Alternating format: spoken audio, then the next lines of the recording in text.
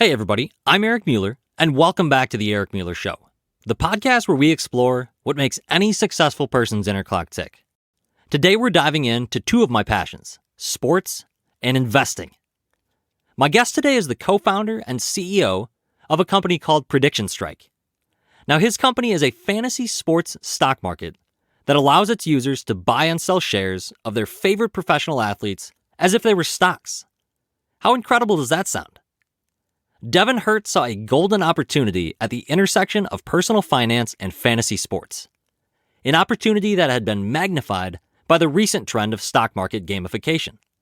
It feels like everybody these days is playing the stock markets, getting involved in cryptocurrency, what have you. Deven's background is impressive.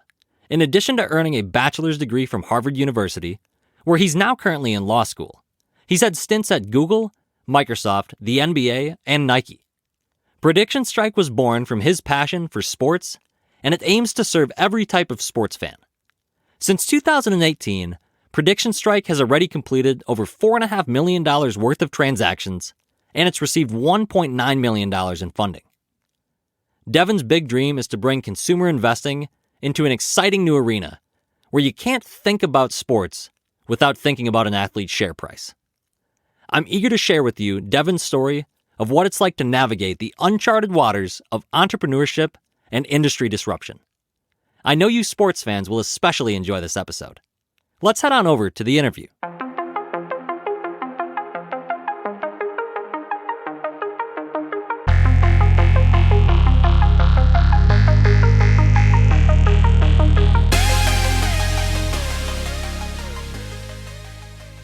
All right, so welcome back to the Eric Mueller Show, a podcast where we explore what makes any successful person's inner clock tick. Today, we've got a really unique guest. We've got Deven Hurt on the show here. Deven, welcome.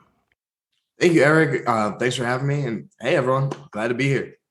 What really makes Deven so unique? So I'll let you in on what makes him unique here, everybody. So I'm a massive sports fan. I especially love fantasy sports, but I also love investing. And so Deven and I are about to have a fun time today because he's the co-founder and CEO of a company that combines fantasy sports and stock market investing. So share with me, Deven, what makes your company PredictionStrike so unique? Sure. PredictionStrike, it's exactly like you said. It combines the stock market, investing, fantasy sports, just sports fandom. The idea is, well, what if you can buy and sell shares of your favorite athletes as if they were stocks? And that's what PredictionStrike is. You can download the app, go to the website, sign up, and that's exactly what you can do. Buy and sell shares of your favorite athletes. And so share with me how this idea came to be. I've read a little bit of the story. You know, you've got a co-founder, is one of your close childhood friends that you grew up with, and you both share a passion for sports, and you kind of had this idea come to you. Share the story of how that happened. So my co-founder, like you said, one of my best friends, his name is Brad. We were just talking one day. I mean, we talk all the time. We have for years, especially now we run this company. We talk all day, every day. But we were just talking one day. It was May of that year, so NBA playoff time. We were talking about both the NBA playoffs and just what was happening. I remember LeBron was doing LeBron things, as he loves to do. And also, we were just talking about the stock market. He was complaining he lost some money in some stock and it was annoying. And so he said, well, what if I could just put my money in LeBron? We're like, wait, what if you could? What would that feel like? And that's what led to it. We started thinking, if you are a sports fan, then it's probably easier for you to decide, I want to put my money in LeBron than, I don't know, any random company. Like when it comes to companies, there's probably like a top 10 or something like that you think your money's pretty safe in. But after that, it gets a little bit dicey. So what if you could just put your money in LeBron? Yeah, so it really was kind of that seed that planted in there that allowed you and Brad to want to pursue this. So I guess kind of explain, building the company. How did you take that idea and actually create a real company around it? Do either of you have, coding experience or app building experience? I had coding experience. I had built one app. And it was not very pretty. It was the first app. It was like a computer science, just learning how to do it thing. And this was when I actually had to learn a lot. A lot of my previous experience was very theoretical, just these very small projects. this was me learning how to take something from completely nothing and a blank idea to something that can be out in the world and is production ready. Yeah. So you really, I mean, you had some experience. I know, you briefly had some stints at Google, Microsoft, Nike, NBA. You had certain, experiences that way. You've got a bachelor's degree from Harvard, and you're also, I mean, you're still in school at Harvard. Is that right, Deven? That's right. That's right. I'm at the law school now. All right. How many years do you have left of that? This is my second year now. It's a 3-year program, but its first semester's almost over. So I guess about a year and a half. That's exciting. I mean, clearly, so education has been a big piece of your life. So, I mean, you had a lot of experience in that way. Have you had experiences building companies prior to PredictionStrike, or is this your first venture? Sort of. This is the first one that went anywhere. Brad and I actually worked on 2 or 3 other startups in college. My official major was in bioengineering. So we did some startups in the medical and the med tech space. They really just went nowhere. No customers, no investors, no nothing. A lot of just us exploring what it takes to build a company, to go out there and validate that people want this, that you are the team that can build this, that can sell this, things like that. Mm-hmm. So there were a lot of lessons learned before this, but this was the first one that I guess was real. Yeah. And I'm sure you've seen, I mean, recently, I'm into crypto, I'm into stock market investing.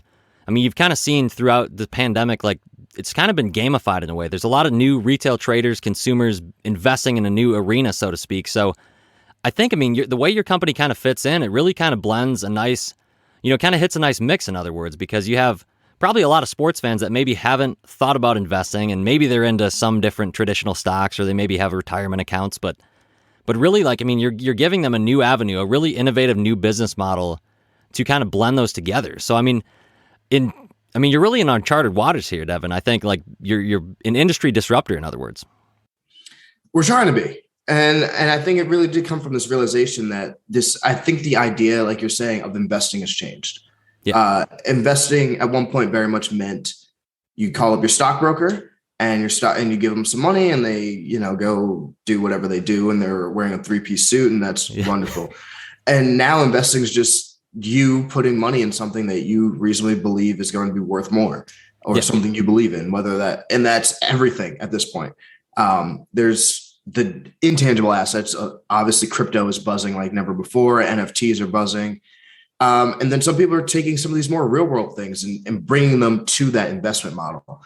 There's startups around making art pieces in investment, wines, old cars, trading cards. There's all these different things that it's kind of blurring this line of like, I'm buying this because I like it and I think I can sell it for more. And what it really meant at some point that to have an investment. And I think for me personally, an investment is whatever you understand and whatever you think is going to kind of be profitable for you in the future.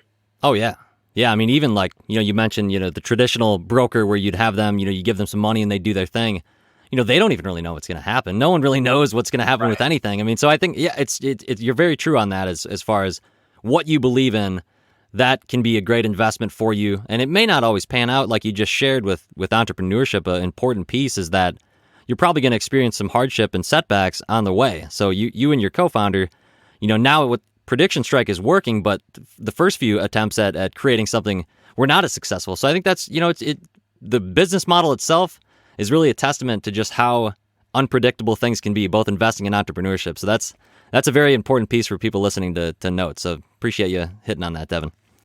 Most definitely. Yeah, I think that is the biggest thing. Be as smart as you can, especially with your money. You really never know what's going to happen. And on the business side, it is a lot about just never giving up. We failed at 2 or 3 startups, and that doesn't mean you can never build a business or you can never do that thing, but you just have to keep going. Yeah. So let's talk a little bit about PredictionStrike specifically. So how do the stocks move? Or if someone's listening and they're like, wow, this really sounds like me, I want to get involved. I've had experience doing fantasy sports. Like how do I know what I'm doing, or what, share us a little bit about how it works and how someone can win at it. So how someone can make some money. Sure. So share prices move in 2 ways. And what we said is, well, I guess stepping back a second, what we said is we needed to vastly simplify the stock market in a way that we could just explain to people. And so that's what we did. We said each game is kind of like an earnings report. It's basically a check-in on how this player is actually doing, right? Is the game. So something needs to happen with game performance. And so on Prediction Strike, as you do better than your fantasy projections, your share price is going to go up. And as you kind of miss those projections, your share price is going to go down. So that's basically saying, look, if you're kind of playing right within your role and what we want you to do, share price kind of stays the same. If you exceed that, it goes up. If you miss, it goes down. That kind of makes sense. Sure. And the other thing is replicating the supply and demand. It's just other users buying and selling. So now if you are buying shares, I guess, of that rookie before they kind of get popular and before everyone wants in on them, you should get rewarded for that in some way, right? Or you bought shares of someone, like, I don't know, maybe you just had a feeling so-and-so was going to get like pulled, and the new guy was getting the starting job. So now you should be rewarded for that. You were smart. You were there first. And then conversely, as other users start to sell shares, those share prices are also going to fall. Yeah. And so is the company creating those projections? Or I'm sure people listening are familiar with, ESPN sets their projections, but you also have other sites that could be setting projections or rankings. So is this an in-house projection that is being created, or do you use an outside source to make those assessments? We use an outside source. We just want I guess we want to be as impartial as possible. Yeah. So for us, and it's also just not our business to really create these projections. There are people who absorb tons of data.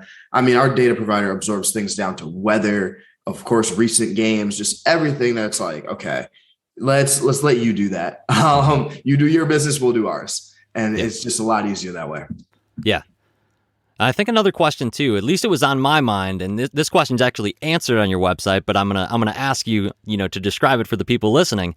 How is it different than a DraftKings or a FanDuel? What really makes PredictionStrike so much different than those two, mainstream platforms, so to speak, in the fantasy sports market?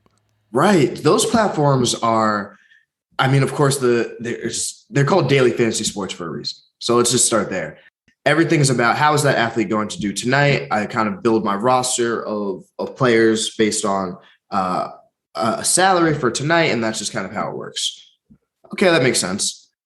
Well, also, we said, look, if you want to invest in something, you want to be there for the ride, right? Like what would it be like if you invested in LeBron 18, 19 years ago, and you just held on to that? Imagine that. That would be that, like, the connection would be so different. Mm-hmm. And you could also just say simply, I was there. I knew way back when that this athlete was going to blow up.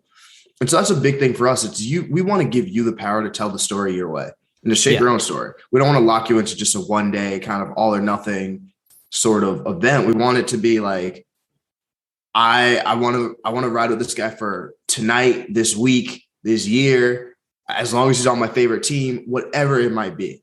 And that's what we're trying to give users the power to do, and not just be kind of fixed on this all or nothing short-term time horizon that FanDuel and DraftKings bring. Yeah.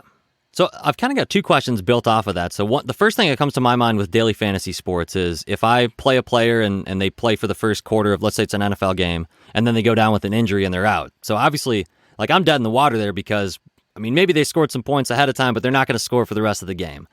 So I'm curious to ask with PredictionStrike, if I own, let's just say LeBron, for instance, and he goes down with a season-ending injury 3 or 4 years after I've owned him. So I've maybe made some money, but now, I guess, am I in big trouble with that? Or how does an injury take effect on PredictionStrike?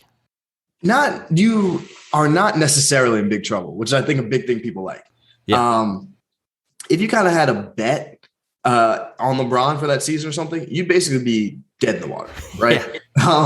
Whereas we kind of see it as, look, especially if it's not a career-ending injury, maybe he's out for a week, a month. It kind of depends on when that happens. So, for example, if it's in the game, say it's halfway through the game, pretty decent chance he misses his fantasy projection for that game. He might go down 3, 5, even 10%, something like that. But that's all it is. You took a small loss on that as opposed to losing all your money. Mm-hmm. And now you can kind of decide what you want to do. Do you want to sell out of that? Or do you want to hold it and say, look, he's coming back. He's coming back with a vengeance. I know people are going to buy shares when he comes back, and I'm going to start to profit off that. So you can kind of really just forge your own journey. Sure. So that's one question. The second question I had was, what if I want to sell, like what if a player's doing really, really well in the middle of a game and I want to try to get out and sell? I'm like, okay, here's the peak. Am I able to do that with PredictionStrike, or do I have to wait till the game's over? You can't do that yet. Okay. But it is coming. Live trading is definitely coming. So that's kind of the sneak peek here. So not yet, but it is on the way. It's firmly on the roadmap. And we actually, funny enough, had a planning meeting encompassing that yesterday. Really? So, yes, very awesome. soon. Yeah, that's great. I know reading the updates on your blog on the website, that you have plans to add some more sports soon. I mean, back in August of this year, 21, you said UFC was going to be coming, and then maybe MLB, European Soccer, NCAA. So I mean, are you in the UFC pipeline yet? Has that been officially released, or where are we at with that? Yes, just great timing last weekend with UFC. All right. So phenomenal timing. So exactly, you're exactly right about that. UFC just came out. We want to get baseball in for their next season, which is kind of early part of next year. We're going to be looking to get European soccer, especially ahead of the World Cup. That's as big as sports gets. Probably going to get hockey in next year as well for the start of that season. Yep. And then we kind of have a good spread of the major sports at least, and we'll kind of figure it out from there.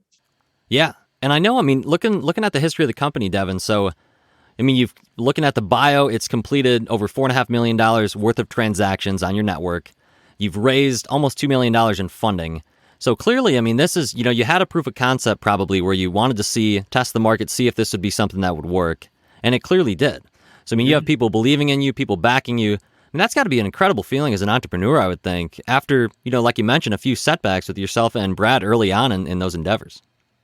No, it has to. It feels amazing. It feels like we actually did it. Yeah. And I think that's kind of the thing. It's like, oh, we're here. We really made this happen, because everyone has great ideas or what you think are great ideas, as you can tell by our previous failures. And it's not until you get out there and release it and get people using it, get people touching it, getting people just like yelling at you. Like, have you ever like tried to talk to people on the internet? It is terrible. It's like, until you go through all of that, you don't know if it's actually going to work and if anyone's going to care. And so for us, taking it from Brad and I talking, being like, this is going to be great. Like, we're going to love this, to, oh, wait, other people love this. That's what means everything to us. Yeah. And when did you know that you wanted to be an entrepreneur? Did both you and Brad always have this bug in your minds? Like, you say I guess, how long have you been friends? You say childhood friends, at least in some of your biography. So we've been friends since elementary school, and we've become increasingly better friends over the years, because Brad and I are from the same hometown. So we went to the same elementary, middle, and high school together. Wow. So, and it wasn't the world's biggest high school. It was a graduating class of like 400 and change. So like enough that we were pretty close. We were in a lot of classes together over the years, and we just kept getting closer and closer. And so Brad and we didn't set out to be entrepreneurs. I think it was always, well, this would be cool if we could create our own company, create our own empire. And then it was actually a mentor of mine who encouraged me to turn what was the first startup into a startup. I was kind of like, hey, I'm working on this thing in my computer science class. Here's like the problems I see with the market. This is why it could be pretty cool. This is what I'm thinking. And she's like, oh yeah, why don't you turn that into a company? I was kind of like, what? She's like, yeah, you should start a company. You're in college.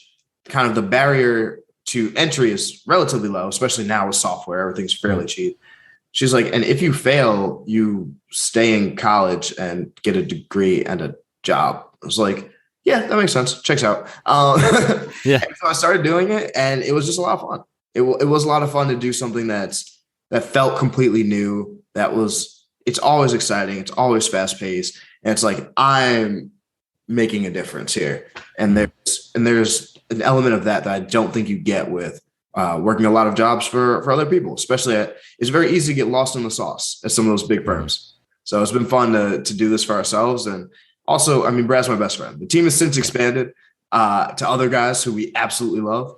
Mm-hmm. But when you're kind of in those early days and it's like, this might all fall apart tomorrow, there's just no one I'd rather have done that with. Yeah. And it sounds like, thinking of the story of how the idea came about, where he had recently, your friend Brad had lost some money in the stock market in the short term, and and was like, gosh, it'd be a lot easier to just invest in our favorite athletes, because we're confident in them, and it's, probably just as good of a bet. Yep. That, is one way to generate an idea and have it just kind of come to you that way. And I'm sure, there's other pieces in play to get there, but do you have any strategies for people listening as far as how to generate new ideas? Or, if you're thinking how to expand PredictionStrike, obviously you have a foundation now to build off of, but if someone is thinking in their mind like, gosh, I've got kind of a good idea, but I'm not sure if I'm there yet, how can I generate more entrepreneurial ideas going forward? Yeah, I think the big thing is you have to look at things, and it's not even critically as much as it is just almost kind of with a what if mindset, or just what is the core problem here. Mm-hmm. And I think that's the whole thing. It's like there's so many. A part of what Brad and I were also thinking about is, well, why don't we bet on sports? Mm-hmm. We're like, well, it's super risky. It's not. It's kind of luck. That's not for us. We're like, okay. And so, which the stock market, yes, has some risk and some elements of luck, but it feels like a lot of that is de-risked. So we're kind of like, oh, this makes sense for people like us. Yeah. And I think that's a good place to start, actually, now that I say it live. Look at people like you. Like what is not quite right about your job? Maybe if you're a parent and you find something particularly difficult about childcare, or things like that. It's like, okay, well, what if I had this, or what if this changed? And now you can start thinking, how could I change it? What makes sense? Or even just why is it the way it is? Sometimes it just kind of has been that way. And no one really knows why it is the way it is. And sometimes it's like, oh, it's this way because, like you're not going to open up a bank, right? Like there's 7 levels of regulation. So you can't be like, well, what if I could lend my friends money at 3%? Like that's not going to happen, right? But it's like, start thinking critically about those things and like, find what you can change. And of course we have the skill sets to do. And then I think the most important thing is just whatever it is, just release it, get it out there, get it into the world, get people using it, yelling at you or whatever it is, but get it out there. That's the only way you're going to see if it has legs. Yeah. Yeah. I think that's great advice for anybody listening that wants to do that. Think about what problems are affecting you personally. I know that's something I've tried to do, is just think of what's something in my daily life that is burdensome that I maybe could try to fix, or what is there something that's being solved, but maybe not being solved as effectively as it could be. So certainly, phenomenal tips there, Deven. I think that's, you've seen it pay great dividends for yourself in terms of how your company is going right now. Your plan for the future, PredictionStrike, what does that look like? What are your big hopes and dreams with this? Are we gonna take over FanDuel and DraftKings, or what's the plan there? I think we want to, I think we can be bigger than that. We want to be the real stock market for sports fans, and we want it to be that if you are a sports fan, which a lot of people are, more people play fantasy football than invest in the stock market in the States. Yeah. So I'm not sure what the numbers are globally on things like that, but the idea is sports are just so big. As big as you think the stock market is, there's a lot of people with a lot of money doing it, but this is for everyone. Mm-hmm. So we want to be the true global center of sports. Like we want it to be, I want to invest in this guy coming out of high school. So when you think of sports, you think of us. We're seamless from your sports experience. You can't talk about LeBron without talking about his share price. Yeah. You can't, when you're arguing with your friends about who's going to be the better player, like, okay, let's both buy shares and see who does better at the end of this year, right? That's what it needs to be, that this is so intertwined with sports and entertainment for you that it isn't just a platform. It isn't just a service or something. It is like what the stock market is. When you talk about a company's performance, you say, well, the share price did this. That's what we need. We want it to be that big. That's incredible. I know that was one piece. I'm glad you said that, because when I was looking at your website and researching your company, that was something I really loved, was, just that future vision of when someone hears a news blurb about LeBron or Tom Brady, they immediately think, how is this going to affect my portfolio? To me resonated so much, because I'm like, that sounds awesome. Fantasy football is only a season and then it's done. You could bet on sports all year round, but kind of like you said earlier too, sports betting in a way, I think it's a lot of fun, but it's an all or nothing type thing too. You have $100, you put it out there, and you could even spread it across a few bets, but if those don't hit, it's gone. It doesn't have a chance to come back later. So it's like that. I think that's a unique thing your company has is, I mean, you could be in the red for quite some time and then immediately come back into the black later in the year because, the player returned from injury sooner than expected or something. So, Yep, exactly. No, that's what we want. And you're right. Sports betting has a huge place in society and it is a lot of fun, but I don't think it's for everyone and not all the time. I think I'd be more comfortable if it was like, yeah, I'll put $1,000 somewhere and, it might go up 3% today, it might go down 5%, but there's a lot more control and I can move that money around to different players. Then it's like, all right, this $1,000 is all or nothing right now. And you know how it is. It's always the last play of the game. You're just sitting there sweating, I can't do it. So that's what this is for. This is for people who aren't just there or maybe aren't there all the time. Yeah. Well, and another topic of note here is with PredictionStrike, I've read that you want to incorporate the actual athletes in the company as well in terms of, giving them, a percentage of what they're making. So I think, that's a very noble aspect. And I think it's another thing to bring about is that we haven't seen FanDuel or DraftKings or other companies do that yet. They're being kind of greedy in a way. They're not, it's kind of like, I don't know if you recall back when Taylor Swift and Spotify, I think, or Apple Music, I can't remember. Yes. There was that thing where she was like, I don't want to give that away for free, so to speak. So a lot of athletes might feel the same way as she does, but with your company, the plan is to maybe bridge that gap. Is that right? 100%. The way we see it is athletes, at the end of the day, they are the sport, right? Mm-hmm. And so we couldn't be doing any of these things that are, I guess, derivative of their performance without them. So why not bring them on board? Why not give them something? It's the right thing to do. And two, we think it's part of unlocking the future for us. And so you'll see some announcements and some content starting to come out in the future, but it's like, what if you could have quarterly shareholder meetings with your favorite athletes? Because now they're partners with us. What if you could all of a sudden, maybe the top 20 shareholders get the signed jersey or entered into a raffle to get tickets or things like that? What if we could just bring you closer to those athletes?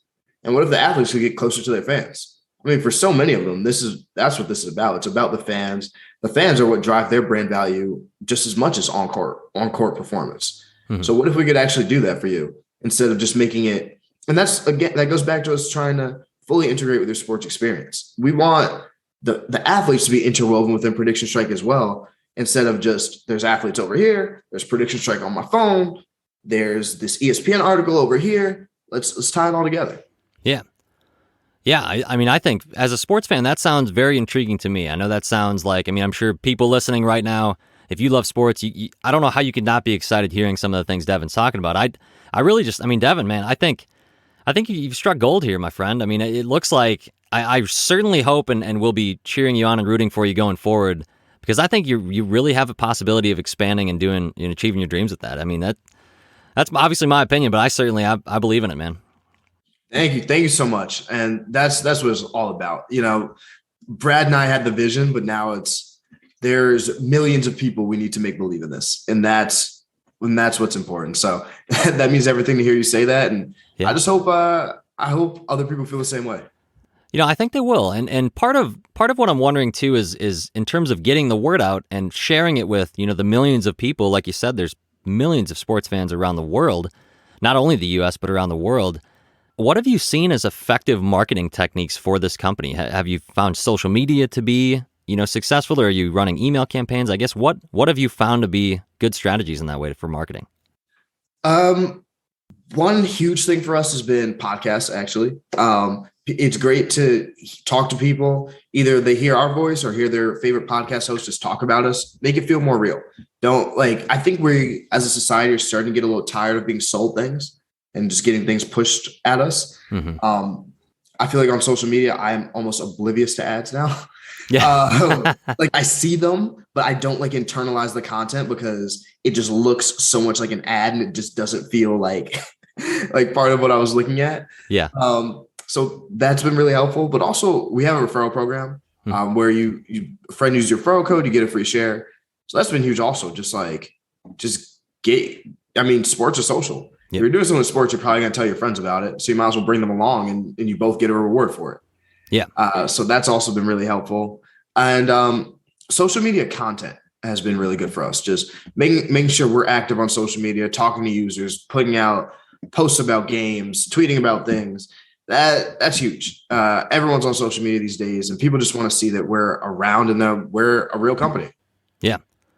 Yeah, I think so too. I mean, I agree with your point there with the ads. I mean, there's certain ads I see on my Facebook that I've seen them a few times. I mean, I really do. I see it and just keep scrolling because it kind of goes in one eye and out the other. I'm not really like paying attention to what they're selling anymore. And maybe it's worked for some people, but yeah, I think I'm glad that the podcasting space is working for you because I think it gives you a chance to tell your story too. And, really a big piece of this podcast, kind of what my mission was setting out with this was really to explore what keeps people driven towards the success that they're chasing. So I've got kind of two questions for you here as we close down the interview. And the first one is, we'll have you define the term success, what it means to you, and then really explain, if you can, what is one or a few driving forces that keep your inner clock ticking towards the success that you're chasing, both in your personal life or PredictionStrike.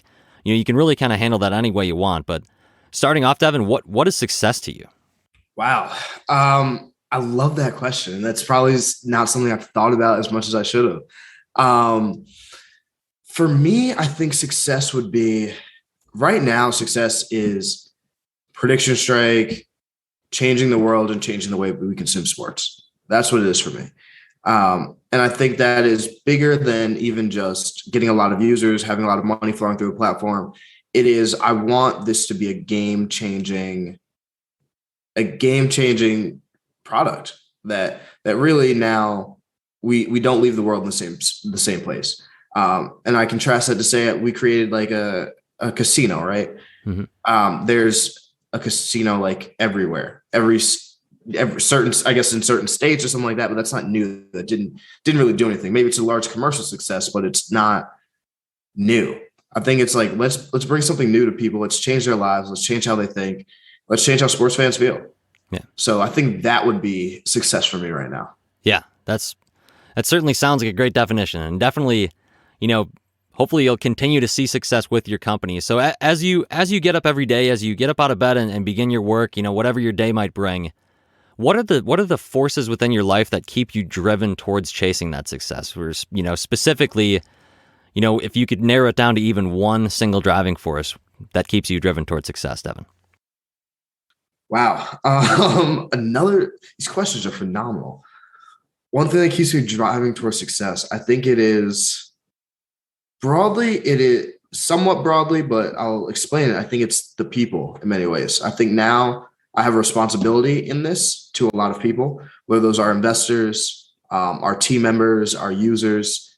There's a lot of people out there. And I think that's very important to remember that these are real people. Mm-hmm. Especially like, it's very easy if you run a consumer startup to see users as kind of like parts of a spreadsheet, right? But these are individuals that have their own stories, their own everything. Our team members left what were potentially great jobs to work with us, to work for us. Our investors gave us very real money. Depending on who they are, it was maybe not easy for them to kind of come up with this money. So it's like there is a human element to this. And so you have to remember that kind of every day that I kind of want to stay in bed or something like that. It's like, well, there's a lot of people that I'm also doing this for. It's not just about me. Yep. You got people depending on you. And I think to bring it all home, your mindset is that of an athlete, really. So, I mean, you have your fans dependent on you. You have your family, you have your coworkers, your teammates. People are dependent on you to succeed. So to hear you say that keeps you driven, I think that's very inspirational, Deven. And I mean, really just a phenomenal way to close out the interview. I cannot thank you enough for making the time to be part of the Eric Mueller Show and share your story. And I'm going to be joining PredictionStrike later today. I did download the app. I wanted to talk to you first before I started, just as a rite of passage for me. But everybody else on the show notes, I'll tag all the links to get to the website, the app. Deven, what's the best way to contact you if someone wants to reach out? Definitely. So, well, Eric, first of all, just thank you for having me here. It's been great. For anyone who wants to reach out to me, the best way for me is probably Twitter. Sure. On there as Deven Hurt, DevenHurt. Not too hard to find. I'm on Instagram, terrible at it. wouldn't even try. We have people who manage the PredictionStrike Instagram and Twitter. So I'm sure if you forget about my personal accounts, reach out to them, and they will definitely forward the message along. And like I said, they do manage it for us, so they're a little bit more active than I am. But really, social media is the best. But please, or also feel free to email us at kind of the PredictionStrike email. Say hi, Deven, or to Deven, anything, and it'll work its way to me. I'm around. That's great.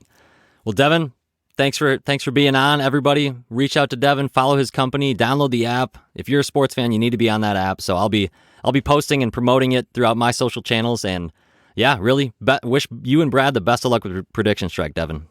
Thank you so much, Eric. It's been great to be here. I really appreciate the time, and thanks everyone for listening. Absolutely, man. Take care.